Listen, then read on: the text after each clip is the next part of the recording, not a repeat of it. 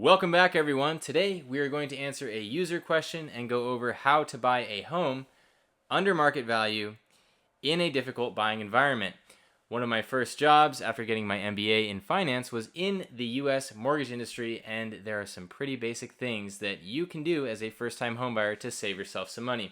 So this video is about buying a home as a normal person with a normal job. This is not about buying off-market properties or buying fixer-uppers and doing a wedge deal. I am more inclined to recommend that people focus on their careers over trying to compete with professional real estate investors. So here we go. A user asked, what about someone who is a first-time homebuyer looking to buy a place to live to avoid paying insane rent? I am looking to buy a single-family home with 20% down and would likely house hack by renting out the spare bedroom to a friend. Should I still go ahead and buy?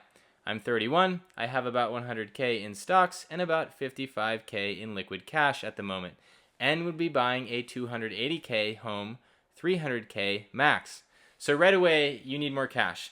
20% down on $300K is 60 grand. Then you have closing costs and other expenses that will pop up. Here's an example. Whoops.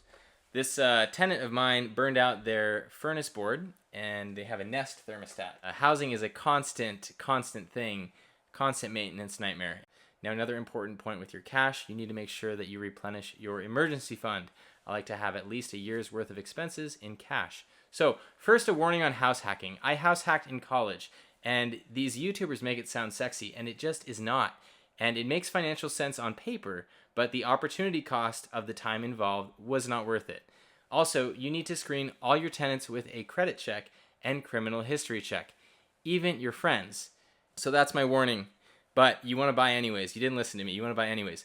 I am going to break this down into the important segments, but I am not going to go to the granular level. That will be up to you to figure out. I recently helped a 25-year-old professional chef buy her first property, and these are the exact steps I used to instruct her, so I know that this is actually very effective, and you do not need a finance background to benefit from these tips. So this is the breakdown. There are 7 steps. Number 1, do not sign a contract with a real estate agent. Number 2, get pre-approved. Number 3, find properties you like and make an offer with the listing agent. Number 4, get rejected just for the experience. Number 5, your offer gets accepted. Time to shop for your loan. Number 6, lock your rate. Number 7, close that motherfucking deal. Now let's break down these 7 steps. Number 1, I know this is going to be controversial because we have all these YouTube real estate agents, but do not sign a contract with one of them. You are obligating yourself to give them 3% commission on your purchase, and that is how it works in the US, and you are shooting yourself in the foot in today's market. You have a much better chance of getting something under market value by making offers with the listing agent. What I like to do is set up auto filters on Redfin or Zillow and have them send me notifications when new properties that fit my filters come on the market. This is much more effective than any human being can be. You're leveraging technology, and your offer is going to be more competitive when you make it with the listing agent. So this brings me to number 2. How much can you afford? Number 2 is to get pre-approved. There are many online services that you can use to get pre-approved. This will let you know roughly how much you can afford and what types of homes you can put in your search. But be aware that they use a pretty high debt-to-income ratio of 43% to determine what you can afford. In my mind, this is too much. It is a good idea to dial back your purchase a bit. Also, in today's market, I have seen people go in with their friends, their boyfriends, their girlfriends on a home purchase. This is dumb.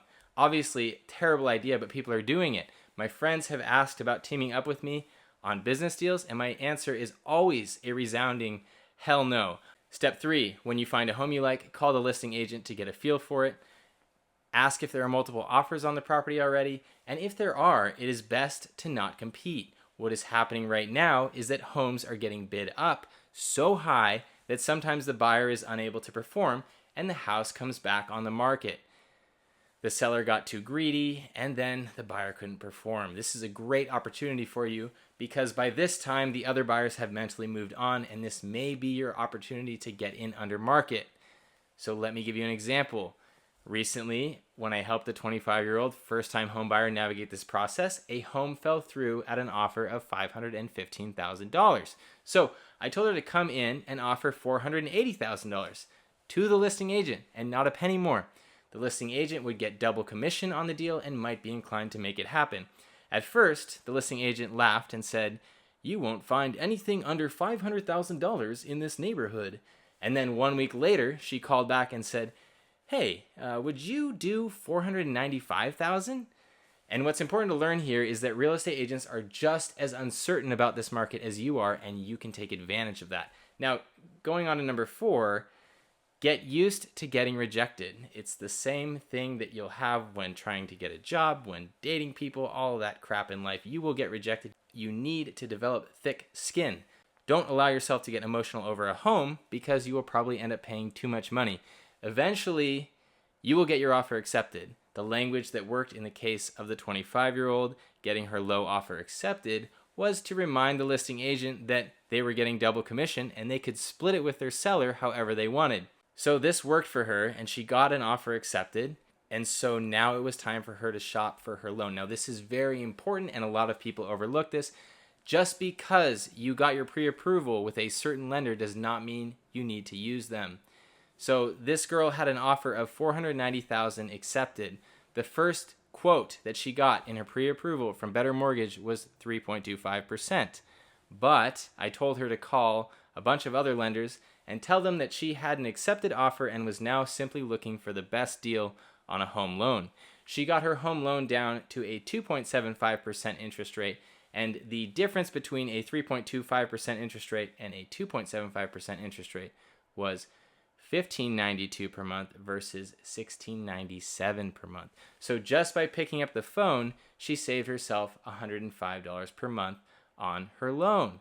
Now, when you switch lenders, you have to notify the agent, but add that up over the life of the 30-year loan and you get a savings of $37,800. And that isn't even including the interest that she'll get from investing that money. Now, rates are much higher now, but it is still important to shop for your loan, and that's why I included it as a point in this video. But this brings me to number 6, the importance of locking your rate. Right now, rates are rising rapidly, and it may be important to lock your rate early on so that you don't get priced out of your home. This, of course, depends on the current market conditions, but in the case of the person I was helping, she locked her rate right away. And even though rates continued to go up, she kept her 2.75 throughout the process. And this brings me to number 7, close the deal.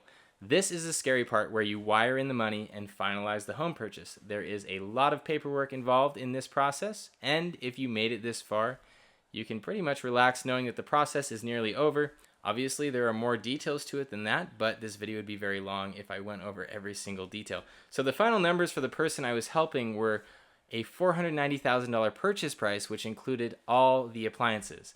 She put slightly over $100,000 cash down, and that included the down payment and the closing costs. Her current monthly PIDIA is $2,500 a month, and the current value is over $600,000. So she has over $200,000 in equity. But the important thing here is that an equivalent unit in Orange County would rent for a lot more than she is paying.